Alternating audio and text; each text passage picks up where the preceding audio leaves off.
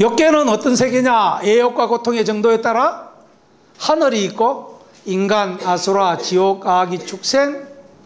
자, 같이 해봅시다. 지옥, 아기, 축생, 아수라. 이걸 사악취라고 합니다. 그 다음에 인간, 천상. 여러분들 하늘나라에 태어나는 거 대단한 것 같죠? 하늘도 이 불교에서는 육도윤회의 하나라고 합니다. 그러니까 하나님 아버지 백날 찾아봐야 소용없습니다. 물론 하늘이라고 하는 것, 기독교에서 말하는 하늘이라고 하는 것은 그 하늘이 아닙니다. 원래 올리가시기 때문에 하나를 찾는 거예요. 그 하나는 우리 동양 철학으로 보면 채입니다. 채를 얻으면 올리가시를 얻는 겁니다. 근데 그걸 모르는 거죠, 서양 사람들이. 하늘에 있는 세계는 아닙니다. 왜냐하면 동양 사람들은 하늘에도 우리 세계와 같은 세상이 있다고 생각했거든요. 근데 사실은 기독교에서 말하는 하늘 세계는 그렇지 않습니다. 근데 그걸 우리가 모르는 거죠. 릴리전이라는 게 종교 이렇게 번역해놨는데 사실은 그게 똑같은 말이 아니거든요. 원래 종교라는 것은 불교라는 말입니다. 종이라는 말은 깨달음이라는 말이고 교라는 것은 깨달음의 교훈 이런 말입니다. 종교. 근데 이 종교라는 말은 수당 시대의 천태 지자대사가 부처님의 경전을 5가지로 나누었어요. 그 중에 종이라는 말과 교라는 말 2개를 딱 빼가 종교라고 했는데 그건 무슨 말이냐면 종이라는 말은 경전 중에 가장 최고의 경지가 뭐냐? 이게 종입니다. 어떤 이 말이죠. 교는 교훈입니다. 그래서 금강경의 교훈이 뭐냐? 또 능가경의 교훈이 뭐냐? 이런 말인데 예수님의 가르침이 들어오니까 예수님의 교훈은 뭐냐? 이런 말로 종교라고 번역했던 거예요. 누가? 일본 사람들이. 명치 유신 이후에 서양의 문화를 받아들이면서 동양에 있는 사람들은 서양의 문화를 일본을 통해서 그 번역하는 그런 용어들을 받아들이게 되었습니다. 그러니까 우리가 종교하면 마치 신과 인간과의 관계를 생각하는데요. 동양 사람들은 종교라는 것은 원래 그런 게 아닙니다. 깨달음의 교훈 이런 의미입니다. 아시겠습니까? 오늘 우리가 예불도 그런 의미입니다. 여러분 부처 그러면 부처님이라는 어떤 분이 따로 계신가? 아닙니다. 부처라는 말이 뭐냐? 지난 시간에 이어서 다시 한번 이야기해 보면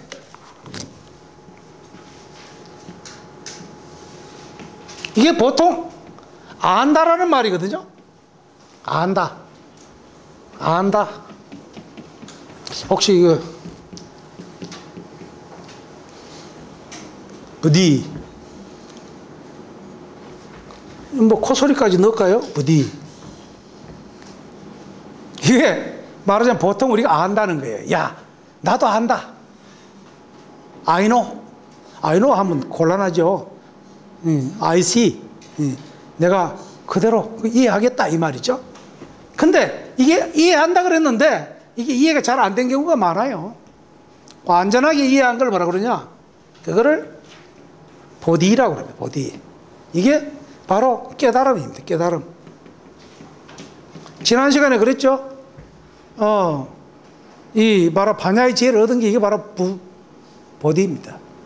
그 다음에 이 보디를 얻은 분이 붓다예요. 이러니까 이 붓다는 부처인데 이게 부처가 어디 신입니까? 아니잖아요. 그러니까 한문으로 번역할 때 사람 인변에 안일불자를 썼어요. 그렇잖아요? 이게 사람이 아니다 그랬지 언제 신이라고 그랬습니까? 아닙니다. 여기서 말하는 사람은 중생이죠. 중생이 아니다면 깨달은 분 이런 말이죠. 깨달은 분 혼자밖에 있는 게 아니고 누구나 깨달으면 부처입니다. 그래서 불교가 그게 좋은 거예요. 내가 부처되는 가르침입니다. 다른 종교는 어떻습니까? 나는 영원히 그분이 될 수가 없어. 근데 이게 다른 겁니다. 그렇잖아요. 여기 지금 나오는 이 말하자면 이런 그 세계를 우리가 한번 생각을 해보면 지옥, 아기, 축생, 아수라, 인간, 천상의 육도를 윤회하는 것으로부터 벗어나는 건 뭐냐? 윤회하지 않는 삶을 얻기 위해서 우리가 공부하는 거예요. 그 욕망이 끊어진 세상. 욕망이 끊어진 거라면, 아이고, 스님, 오늘부터 강의 안 들었으면 좋겠습니다. 왜? 나 아직도 욕망이 너무 많은데요. 내려놓기 싫어요. 그러나, 조그마한 욕망은 필요합니다. 넘치는 욕망이 문제죠. 욕심.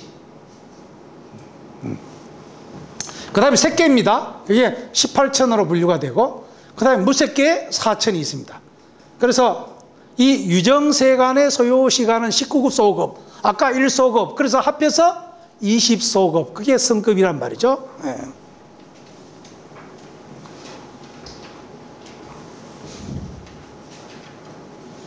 자, 여기서부터 한번 볼까요? 자, 제일 밑에 아까 이제 나왔던 이야기가 다시 이제 나옵니다. 이게 수미산이거든요. 수미산을 중심으로 산이 7개가 있고, 그죠? 8바다가 있어요. 이게 말하자면 우리가 다리를 건너가는, 사찰에서 일주문을 지나가지고 가다가 다리 건너가는데, 그게 바로 해탈교죠.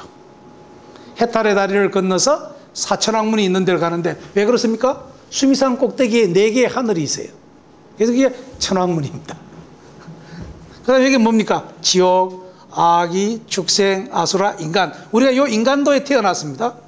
복을 많이 지으면 하늘로 갔다가, 복을 많이 못 짓고 축생업을 닦으면 축생이 됐다가, 아수라도 되었다가, 아기도는 뭡니까? 목구멍은 바늘구멍만 하고 몸뚱이는 산만 하대요. 그래서 맨날 배가 고파. 그를 일러서 아기라고 합니다. 아기. 아기처럼 먹는다 그러잖아요. 아기, 여러분 물에 있는 아기도 있죠. 입은 크나고 온갖 걸 다 먹잖아요. 그래서 이 세계를 넘어가면 수미산을 중심으로, 그 다음에 꼭대기에 뭐가 있느냐? 사왕천이 있고, 그 사왕천 꼭대기에 사천왕이 계신다. 근데 이 사왕천에는요, 각각이 8개의 팔부를 거느리고 있어요. 그래서 32개의 하늘을 다스린대요. 그 다음에 가운데에 성견성이 있어서 그거를 33천이라고 합니다. 그게 바로 토리천입니다. 이게. 그걸 갖다 33이라는 뜨림사뜰이라는 말을 뜰이라고 번역을 한 게 도리천입니다. 그 도리천 꼭대기에 뭐가 사느냐? 염라대왕이 삽니다. 야마천입니다. 야마를 염마왕이라고 합니다. 이 염마왕은 하늘만 있는 게 아니고 온갖 세계를 다 돌아다닙니다. 요즘 말하면 USB 같아요. USB. 여러분 USB가 뭔지는 아시죠? 그러면 컴퓨터의 하드웨어 같은 거예요. 거기다가 온갖 걸 다 집어넣는 거죠. 집어넣어놨다가 여러분들 가면 억경대에 딱 비춰보듯이 모니터 딱 켜면 여러분들의 읽을 수 일투족이 다 나온다는 거예요. 그래서 이 염라대왕이 여러분들을 심판한다는 거죠. 너는 하늘에 가거라, 너는 지옥에 가거라, 너는 아기도에 떨어지거라, 이렇게 한다는 거예요. 그래서 이렇게 안 하려고 어떻게 합니까? 지장보살님에게 청합니다. 지장보살님, 제발 저를 지옥에서부터 좀 빼내주세요. 재판을 한다. 10대 왕이 재판할 때 말하자면 지장보살이 변호를 해주는 겁니다. 그래서 그게 바로 49제 지내는 거예요. 77, 49일 동안 재판을 받는데 마지막 날에는 누구나가 다른 인연을 받아간다는 거예요. 그게 49제입니다. 근데 요즘은 교회에서도 49제를 지낸대요. 그 사람들이 49제가 뭔지는 아나 몰라요. 49일만 지나면 되는 줄 아는가 봐요. 그 다음에 이제 도솔천입니다. 이게 부처님께서 이 땅에 오시기 전에 있던 하늘입니다. 그게 도솔천 내원궁입니다. 그 다음 도솔천 위에는 화락천이 있고, 그 다음 타화자재천이 있습니다. 자, 이게 바로 욕계라고 하는 세계에 있는 세계고, 하늘도 6개의 욕심이 있는 세계다. 그래서 육욕천이다, 이렇게 이야기합니다.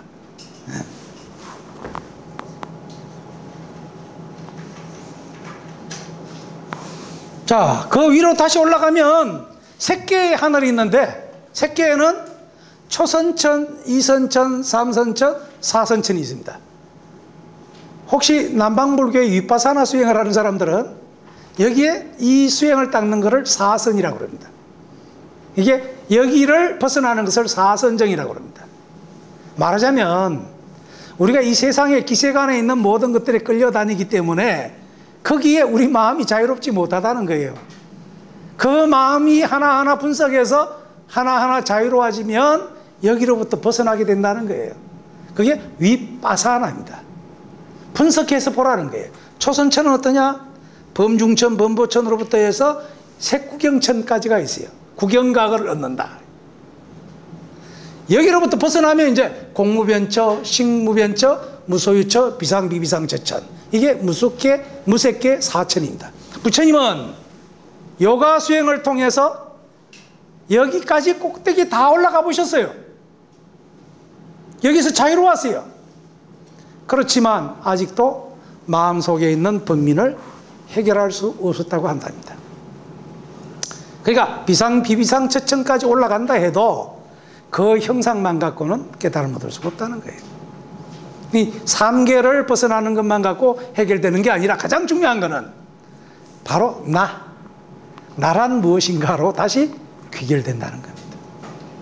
그래서 부처님은 마일피를 잡수시면서 핏발라 나무 아래서 내가 여기서 도를 얻지 못하면 일어나지 않겠다. 그렇게 서원을 하고 앉아서 공부를 하시다가 12월 8일 새벽별을 보고 깨달음을 얻으시게 되는 겁니다. 그래서 부처님은 인도의 다른 수행자들과 다른 길을 가신 거죠. 그게 요즘 말하는 선입니다. 자, 그러면 요 사선천에 있는 윗바사나만 갖고 해결이 되겠습니까? 안 되잖아요. 그렇잖아요. 여기에 흔들리지 않는 것, 여기에 흔들리지 않는 것을 우리는 정이라고 그러는데 그게 사마타라고 하는 것이고, 지혜를 윗바사나를 통해서 하나하나 분석해서 얻는다. 이 두 가지가 함께 되었을 때, 그래서 완전한 그 문제로부터 떠나 있을 수가 있을 때에 그때 우리는 아라한가를 얻는다는 것이죠. 그 아라한가를 얻지만 이 세상에 있는 동안에는 깨달음을 얻을 수가 없대요. 남방불교에서는. 그러나 대성불교에서는 어떻습니까? 일체 유심조이기 때문에 마음 하나 깨달으면 부처가 된다. 마음이 원래 부처라는 거야. 부처와 중생이 따로 없다는 거예요. 참 이게 재밌는 이야기입니다. 중생이 부처가 되기 때문에 중생과 부처는 본래 하나죠. 이게 이제 다른 문제입니다. 뭐 이거는 좀 더 어려운 이야기겠지만,